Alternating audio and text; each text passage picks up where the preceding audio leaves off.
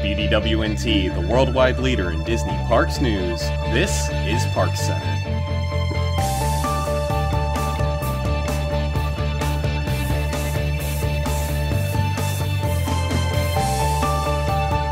Hello there, everybody. Welcome to this week's edition of ParksCenter. Joining me on tonight's show, we have Allison. Sivako! Ashley. Hello. Jill. Hello. And Tyler. Congaloosh!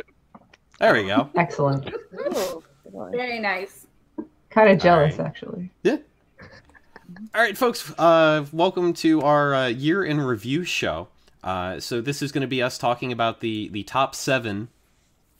Seven? Yeah, seven news stories from this year past. Starting off with one that actually broke this week. So someone has stolen an animatronic. I never thought I would be reporting this story or reading this story or anything to do with this story, but somebody went into Cranium Command and stole Buzzy.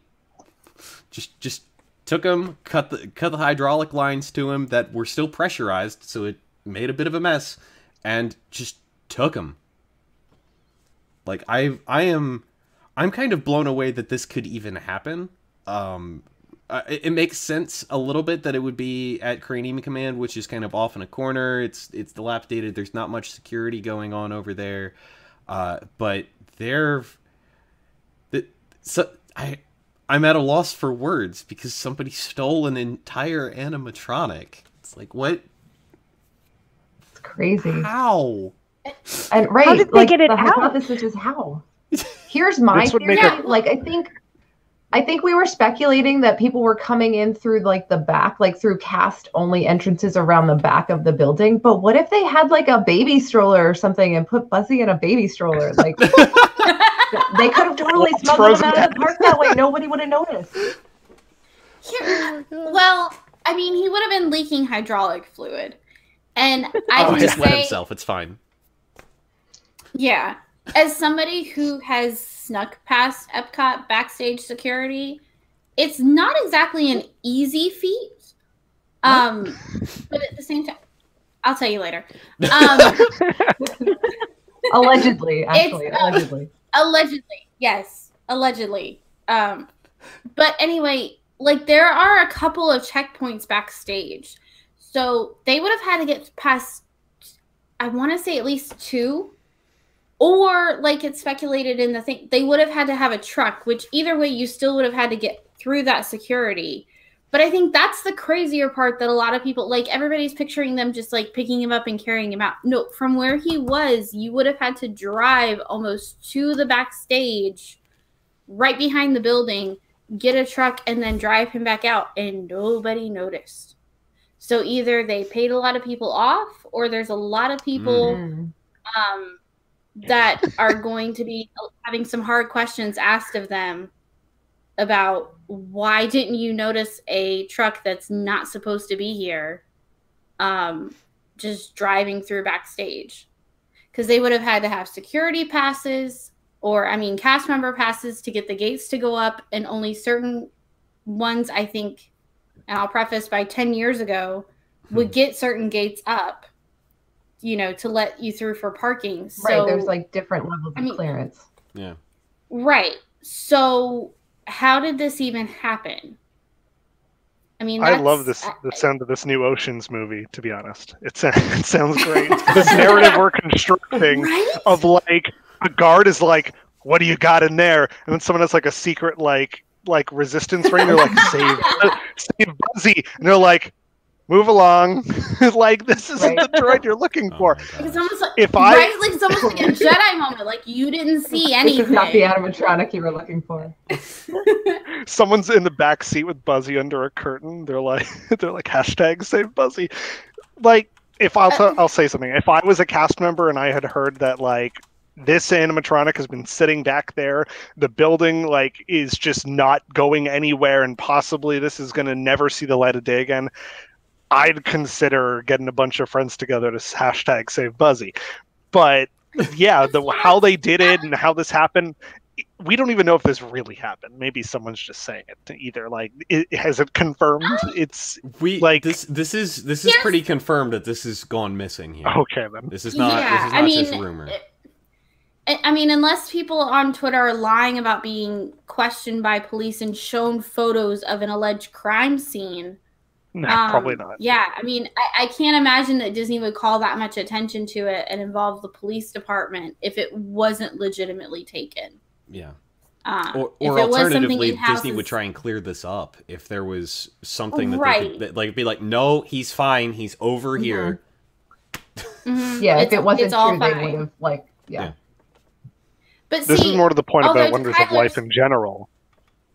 Yeah, and to Tyler's point, though, like as a cast member, like this took some planning to be able to pull off. Like even if you wanted to do it, you would have had to either have friends.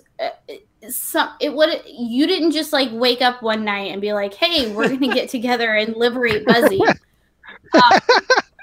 Be able to pull this off. It's not just like a spontaneous decision after a couple of drinks. This was we got to make a plan for this. And I understand it because it's a classic attraction. I loved it. It's one of my few memories from the late 80s traveling as a child. And everyone knows it's just been sitting there rotting. And it's like any fan, it's like just it tears at your heartstrings to know that that's happening. Yeah. So I understand why somebody was motivated for this particular one. Not that I'm condoning this behavior.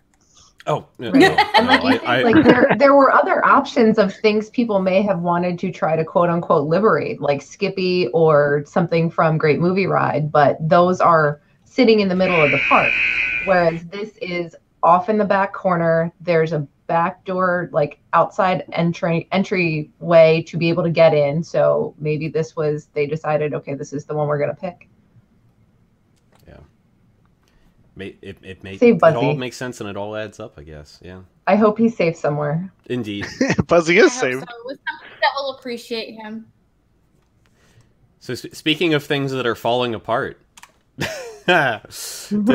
monorails have had some issues this year. Really quick at a top level, let's just go through the big three here. We had the monorail red doors that would not shut and were open while transporting guests. That was back January 9th. Then let's get these in the correct order. There we go. November 14th, we had the monorail door falling off of Monorail Green. This happened due to an ECV ramming the door, but still... your door's not on right if it can get rammed off by an ECV. And then yellow, the doors wouldn't open at all. And guests were trapped inside while it went around for 2 more stops on the resort loop before they were able to get out. So is Disney trying to make their next movie a horror film about the monorails? And so this is all just like a grassroots campaign to set this up? Like, I know I shouldn't be laughing. It's just it's. I've been on every one of those episodes, I think, where we talked about. Oh wait, we had also the one where the chunk fell off of the monorail as well. I believe that also happened this year. Oh gosh, I think that was last year. Yeah. But that did happen recently. I think it was last year. But it did happen. It just keeps happening, and like it's a safety hazard in such a huge way. Thankfully nothing has happened, which I guess makes it okay to sort of laugh at the ridiculousness of it, like the people in the monorail banging on the doors and people thinking like they're joking, like cast members not noticing or not understanding. It's just such a bizarre situation. Does anyone here like feel comfortable stepping on a monorail after this year? I've been taking the boat. I took it a few times during Wreck the Halls, and it was at one point we were with Tom and we were at the Wave and we were going to Epcot, and I'm like, oh, we're taking the monorail, and Tom's like, I don't want to take my life in my hands. Like, I mean, people definitely have. And I mean, So to one point you made, Tyler, the thing about the doors not opening and the cast members not even knowing what was going on to know for 2 whole stops, like that to me is almost the most egregious thing, because that wasn't a failure that wasn't a mechanical failure of the monorail. That was cast members not doing their job. How can cast members at a monorail stop not realize that an entire cabin's worth of doors did not open for 2 consecutive stops? That's just blatant like negligence on the cast members' part. That's not about the monorail failing.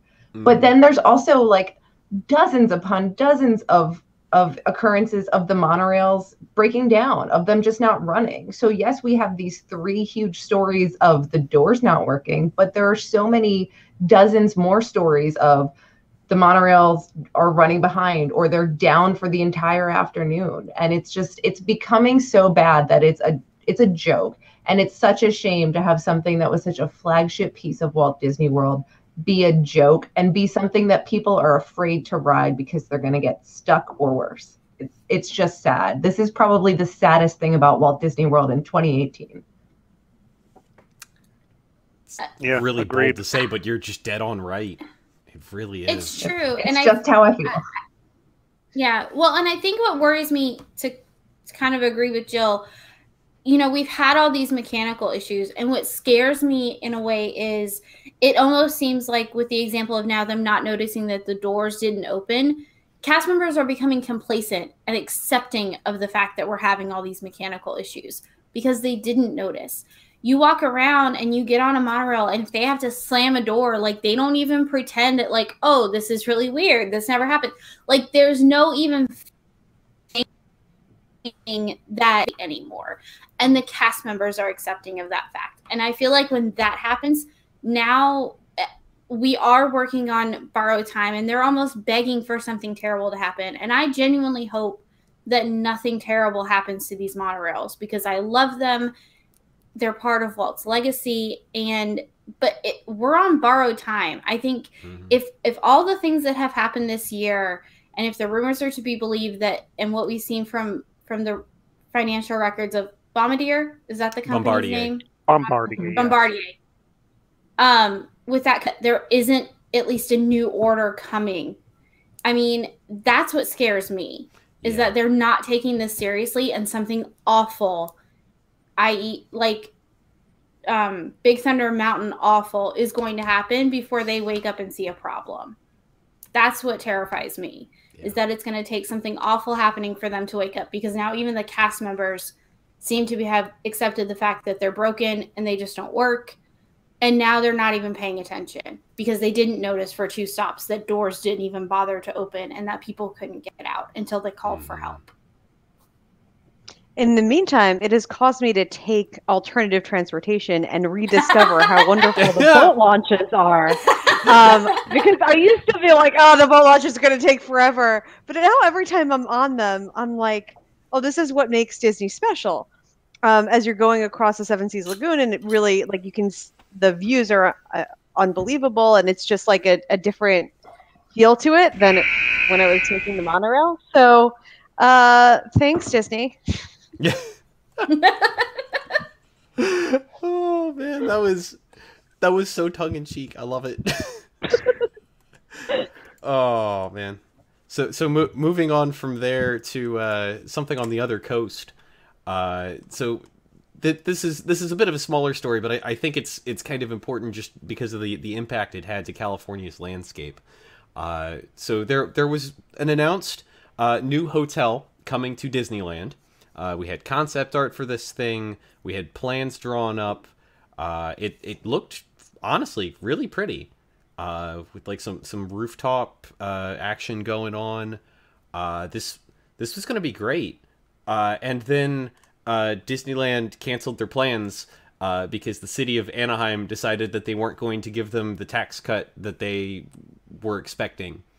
And so they just canned all their plans, wrapped everything up. The Earl of Sandwich that was in downtown Disney that was closed initially for these plans to start happening reopened, but I don't remember hearing anything else about the rest of downtown Disney in that area. Feels like a temper tantrum. really. Like I'm not going to get all the money I want. Well, fine. I'm not doing anything then. Man. Yeah, this was another bizarre story. This was another one I think I was on like every episode, and I'm like, how are we talking about this again? Because this started with the Eastern Gate, and then that became a temper tantrum with I hate to use that term, but it's very accurate. The temper tantrum with like the hotels and restaurants on that side of Disneyland. So then this was like the alternate option where it's like, well, we'll do it on our land instead, and then it became a thing with the state itself, and it's just very odd that we hear every little sort of negotiation piece of news about that instead of there being like something final or people sitting down and making these kinds of decisions. But it has to become this weird back and forth between the companies themselves. I just found it bizarre as well. Well, it's definitely a different animal than Disney World in that Disneyland sits smack in the middle of Anaheim, and every time they want to do something, it becomes basically a negotiation, to put it politely, with the city to get what they want. This one I think was really interesting because so much had been done. Like they shut down so many stores in the backside of downtown Disney for this, and you figured that wouldn't have happened if they wouldn't have started shutting down those stores unless they thought construction was imminent. So the fact that they shut all that down and then started reopening things, I mean, the NBA experience didn't reopen, but I know there's some Starbucks and Earl of Sandwich and some other shops that have now reopened that closed down. So I think that's one of the most interesting aspects of this, is how far along the decision on Disney's part was to go ahead with this. And then all of a sudden they pulled the plug like so late in the process. That's what piqued my interest on this story. Yeah, it seems like they have a very love-hate relationship with Disneyland. And my family lived not in Orange County, but the county just south of Orange County for a couple of years. And that you would be amazed how much it was just in the local news, the negotiations between Disney and the city of Anaheim or Orange County or this and that, or even the state of California. Because on the one hand, they appreciate Disney and all that it brings with it. But at the same time, and I don't want to sound hateful, but you have the people that have now moved to Anaheim and they're like, well, we don't like fireworks and we don't like all the traffic and we don't like this and we don't like that. You can't have possibly moved to Anaheim or Orange County any time in the past 20, 30 years and not realize that Disneyland, for better or worse, was going to play a part in your daily life, in your transportation, having to listen to fireworks all the time. Like it's a very weird thing where they will curse and they will praise Disneyland for employment all at the same time. It's bizarre. It's like cutting off their nose to spite their face. Moving forward from there to something that's I will hope is a little bit more of a positive topic here. The VI pass holder, gosh, it's hard to say that right. Early morning magic and Disney after hours events. Those all either premiered or were revamped a bit this year. Who went to these and wants to talk about their experience with any of this stuff? I went to the first VI pass holder night, and I think it's unique among even this list because it was actually something Disney gave for free to annual pass holders, and out of nowhere. So it was just all of a sudden there was a perk that we didn't have to pay for, and I think resort guests are used to having extra magic hours in the morning or after a park closes. Although it's usually just an hour, and they're often just as crowded, if not more so. This, on the other hand, was not crazy crowded, and it was not the same as extra magic hours 10 years ago or e-ride night or anything like that. But there were parts of the evening where I felt similar to those nights where there was a lot of space to walk around and I could really appreciate the park itself. And which park and the lines weren't too bad. I did Magic Kingdom. Okay. Yeah, I did. Gosh, what was it? It was Epcot that I did. I did the first one that they held at Epcot, And you're really right. Like, it was really cool, the sheer lack of people at this event. Like, I've got a picture somewhere of like, I just had a boat to myself on the Three Caballeros boat tour, and that was something else, because like, there were other people in line, but the cast members are just like, here's your boat, have fun. And I'm like, you mean Right. I'm all by myself? Okay, all right, this is cool. The food offerings were kind of nice. It was really just, I feel like the dance party was ham-handed. I don't know if they had those at yours, Allison, but they had one at mine, and it felt just kind of out of place and forced. But if they had one, I didn't see it. fair. I spent a lot of time like inside attractions and walking around. But Sounds yeah, like the a much evening better was use of your time. lovely. What about? I haven't done these yet, Yeah. but I definitely want to. Like, if given the reason of like being able to save up money and sort of have that to put towards it, I'd rather spend less days paying for a hotel and paying a little bit more, so that the day I do go to the park, I can do all this stuff that I want to. And especially, like, you know, they have those things with like the added meal options. Like Early Morning Magic, didn't it have some kind of breakfast? It that's did. the kind of stuff that will entice me to purchasing these kinds of things. And I heard it was really good too. Like, the cast members were awesome, and the food offerings that they had were actually like really good for being Cosmic Rays. Well, decent, really decent, I would say. Yeah, I did Early Morning Magic. I did the first new Early Morning Magic, and I think that's the thing I'd point out here, is that Early Morning Magic has been around for a while, but they just changed it in December. Started the new one, November ended the old one.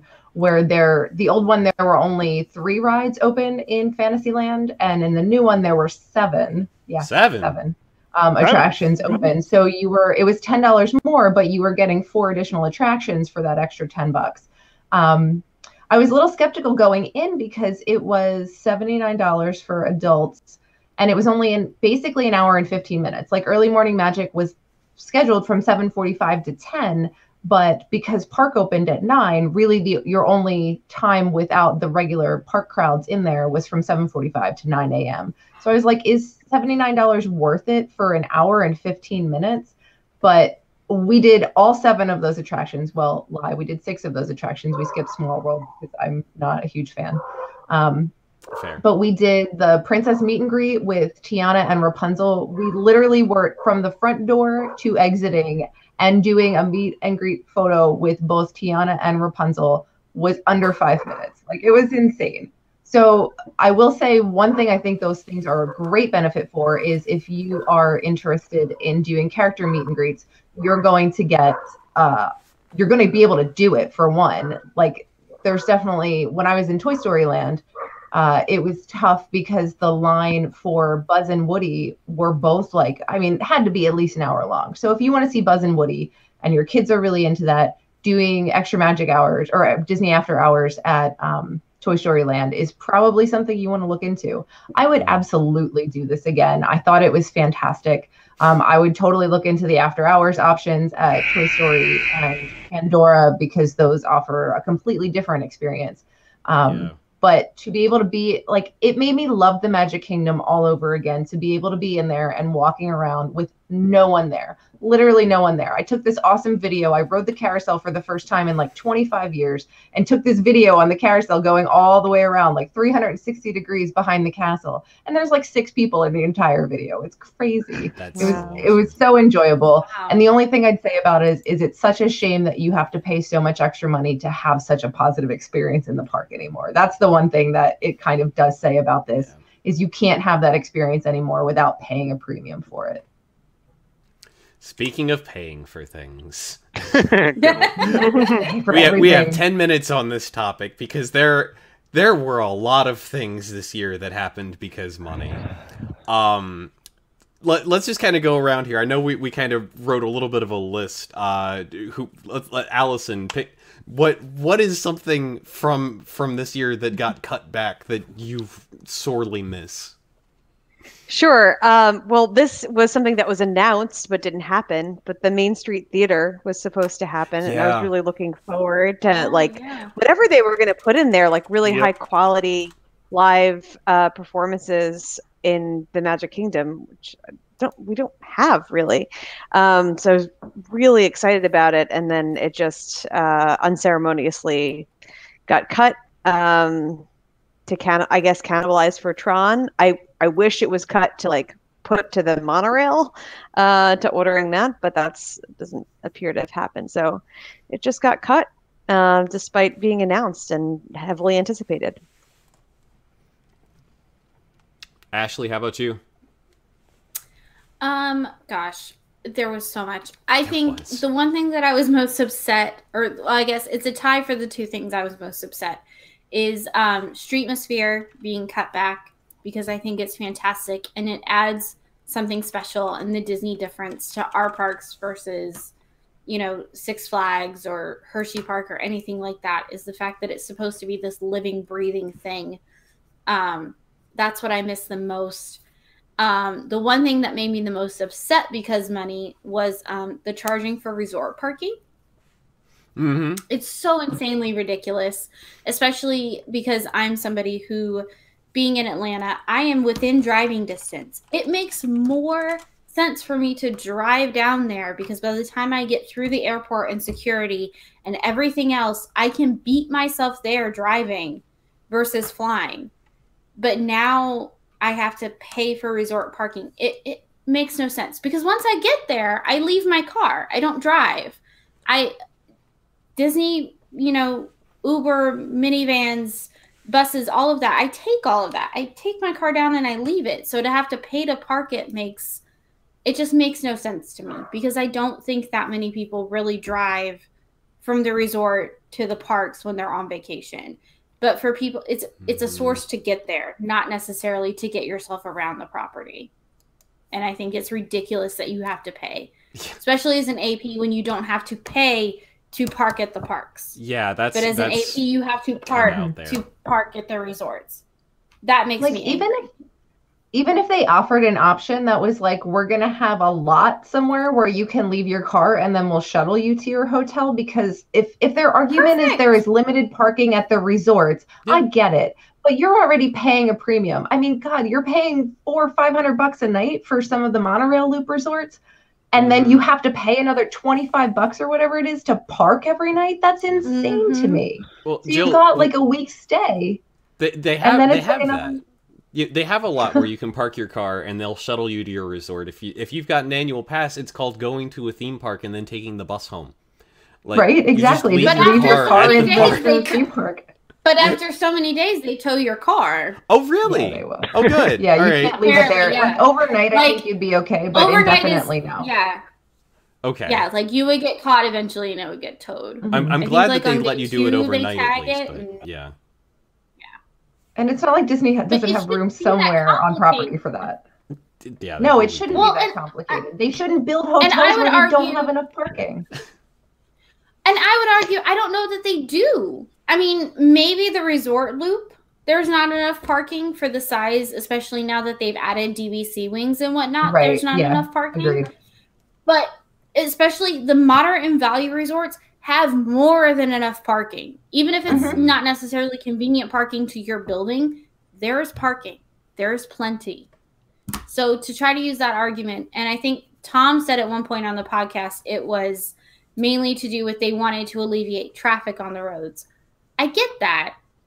I still disagree with it because, again, I don't drive once I get on property. I may drive one time out of the week I'm down there. But other than that, I leave my car because it's easier. I don't want to have to fuss with driving when I'm on vacation. And meanwhile, you've got, and believe me, by no stretch am I saying they should take this away from APs. Please don't even remotely think of that, because honestly, to me at this point, that's a huge perk of being an AP now. I love driving. I rent a car every time I fly down there, and I rent a car every time. I love being able to get wherever I want. If I'm staying at Saratoga and I want to go have dinner at Sanaa, what other way do I have to get there besides driving without having to take like 4 different buses to get to a park and then take it from a park to a different resort? Like there are definitely places on property where it is not easy to get if you don't have independent transportation. Sure, you can take an Uber or whatever. But I mean, like, you could take I don't. The price on. Well, it's cheaper to pay for parking than it is to take a minivan. Yeah, Plus, like, it's $20 a day for parking. It's 25 plus bucks each way for a minivan trip. So it's not like if they wanted minivans to help reduce traffic, they shot themselves in the foot with that by jacking up the prices so high that nobody wants to take them. Because that's another thing they did is they've been creeping that up. I get that they want to keep people off the roads, but they're really not offering viable alternatives to make people want to stop driving. Skyliner. And I think people aren't that upset about the money. That is also not an alternative for me. People are not that upset about the money out of their... I think we could talk a little bit about the Skyliner here because they're not putting the air conditioners in. Hold on. Allison, I think, had a good point. No, go. About the parking. I was just going to say that I don't think people are that upset about the money out of their own pockets here. They're upset about being nickel and dimed and things being itemized. Because if it was amortized in their the room rate, then I think people would be less upset. But like that's fair. It just doesn't feel good to go and have like, like it's like when you go to certain resorts in Vegas or something, and then there's a resort fee and a parking fee and all these things tacked on top of the room rate. Yeah. And it just doesn't feel good when you go to check out or whatever. If it's all inclusive, then people don't get as upset. So a lot of people are like, I wouldn't have a problem paying $15 extra a day if it was in the room rate. You barely notice it. But if they would have just jacked up the room prices, then you're right. I would have been fine with it. But the fact that you're telling me it's because I want to bring my car, when again, and they wouldn't have had to jack the room prices up. The room prices wouldn't have had to be jacked up as high because you're spreading that amongst every single guest at the resort instead of just among the guests who are actually driving. Yep. Which is I'm sure less than half, well under half. Yeah. So spread it around instead of penalizing the people that are driving because, like you, Ashley, it doesn't make sense for you to fly. And it's almost like you're being penalized because you live close. I live far enough away where I can't like just come down for the day, but too far away or too close to make sense to fly. Yeah. All right. I think we got time enough for one more of these. Tyler, what are you just the most frustrated about them being cheap on? I mean, it sounds tedious in comparison to everything about the parking, but none of it is. Hollywood Studios with Muppets. The fact that they had a restaurant that they just finished and then they closed because not enough people were going to it, and then an attraction which has a huge throughput capacity or like a daily capacity because it's such a giant theater and it runs continuously every 15 minutes, and then they're reducing the hours of that. They basically created a huge dead end on this area, and then they're like, I guess we got to sort of shorten up everything that's going on back here. And hearing reduced hours about Muppets just freaks me out. And I think, Alice or Ashley's with me on this because she's like, "Don't you dare take away my Muppets" in previous episodes. When you hear that something is reduced hours, that's almost like a slight warning that this might go away soon. If we test this reducing hours and we don't get more people in the time where it is open, or if the same amount of people, then this is the sign that we should get rid of this attraction. And it's like almost like, time to put the dog out to pasture, time to reduce the hours. That's exactly the way it is. It's frustrating to hear that. And hopefully when Star Wars opens, this restaurant is like Rizzo's is going to be a little bit more popular because the line to get in is going to be probably in Grand Avenue, and that's going to be the next closest thing to get at least some kind of quick service food at. But also like, we can't get into Star Wars now, may as well go to Muppets, or at least that's going to be it's going to complete the whole circle of the park again once it opens, and then Toy Story's linked back to it as well. So that's 10 minutes of Disney being cheap. The abridged version. Yeah. Something that they might want to spend a little bit more money on is their floats and how well maintained they are. There were 2 stories this year, one of which was particularly recent, that maybe you should care about your floats a bit, Disney. First off, Santa fell out his sleigh in California. He just kind of tipped over on him.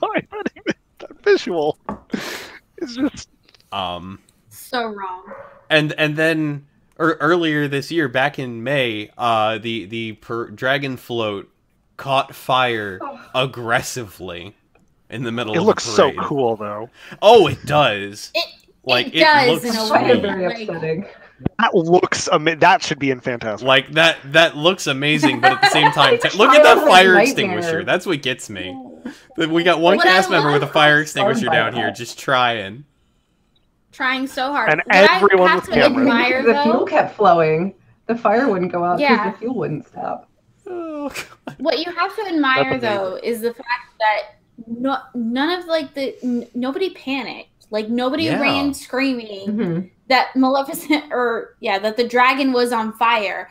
Everybody just whips out their cameras and starts filming. Like, this should not be happening. Probably back away and people just move closer to get it on film. God. That's because people think that the laws of physics are suspended when they're in Disney parks. This is true. It's is fire. It's like the Disney equivalent of like a beep delay on the highway. Yeah. They can do dangerous things with their children. Like, it's totally fine because it's Disney and nothing bad could happen. I would almost hazard to guess that some people genuinely thought it was supposed to happen. Oh my gosh. Like, one time or 2 time people that hadn't really seen the parade before could have honestly believed that it was supposed to happen. And maybe until they saw the fire extinguisher. But I can wholeheartedly believe that some people are like, oh, this is so cool. How did they do it? That's fair. I mean, that's exactly the noises we all were making when we watched the video. It was like, oh, that looks so cool. And we're not like, oh, we're terrified. I would argue, though, the difference with us is that we know that it wasn't supposed to happen. Fair. Yeah. And, yeah. Although, this isn't as bad a situation as the monorails. Like we're saying, like, parade float issues. It's not. They're not even in the same park. Is the thing. No. Which is good because, like, if we had heard about like monorails at other parks, like at Tokyo, for example, the monorails they're having issues. But that's that's not the case. I mean, their monorails are amazing, but it's not as big an issue. But it's certainly leaning that way. That we had 2 of them within the same year. I would posit a question. Who thinks that Maleficent will breathe fire when she comes back? I think so, yeah. I don't think she's coming back. Part of me just thinks that maybe this might be too much damage to rebuild it. So I think she's coming back, and I think she will breathe fire, and I think that's why she's been gone for so long. Is because they're running more stringent tests to make sure that it can't and won't happen again. Because you think about it, if she wasn't coming back, then they probably would have said something by now. Even something like as a rumor or something that we would have heard and put out that she's not coming back. They would have introduced a new float, or they would have done something to replace her. If she wasn't going to breathe fire and they were just going to bring her back as a static float that moves, she would have been back by now. Because, it was damaged, but it's been what? I mean, May was 8 months ago? 7 months ago? I mean, it can't take that long unless you were still running tests to make sure that she can do the fire again.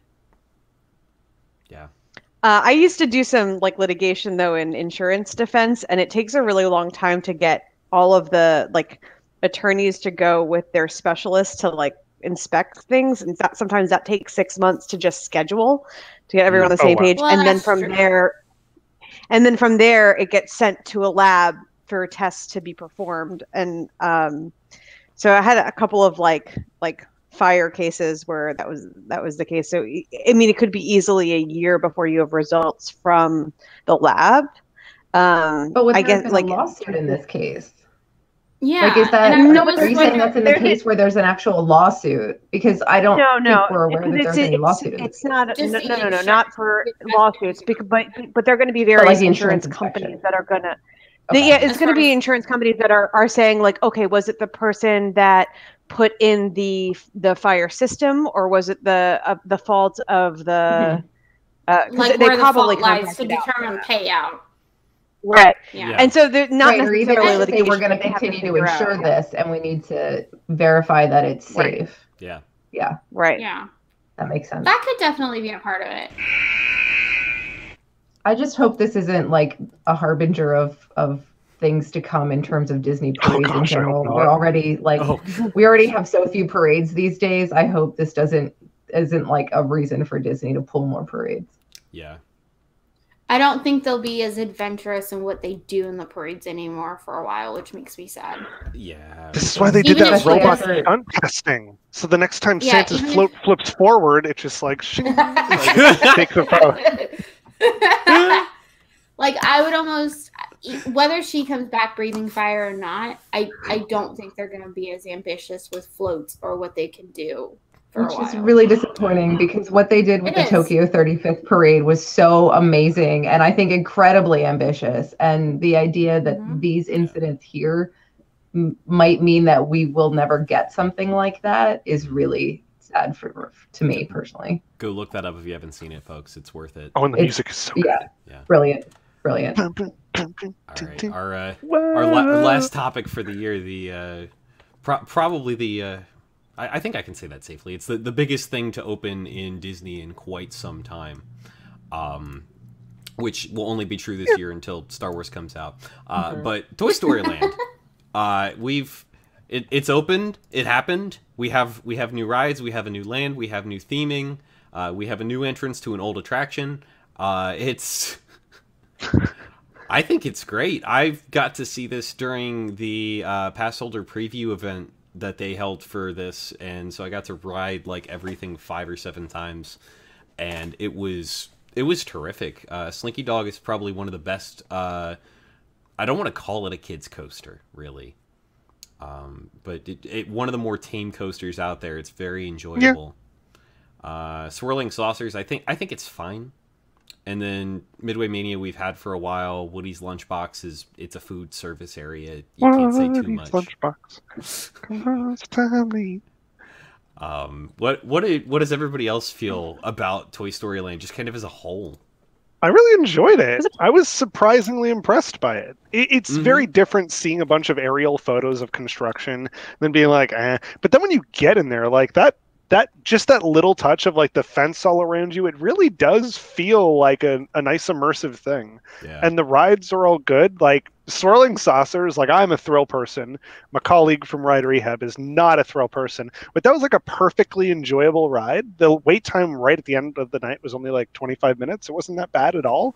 And then Slinky Dog is like the perfect in between of like a very tame coaster and just a little bit of a thrill coaster. Like it was very enjoyable.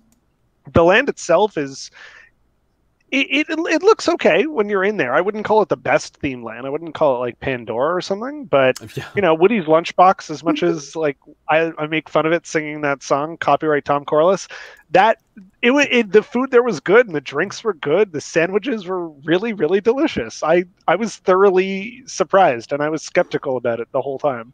Yeah. Did they have a Monte Cristo there at one point, I think? Did they? They took that off. The Monte Cristo, they got rid of the Monte Cristo. They got rid of it. Well, when it was there, that was good stuff. It was good. So the grilled cheese is really good too.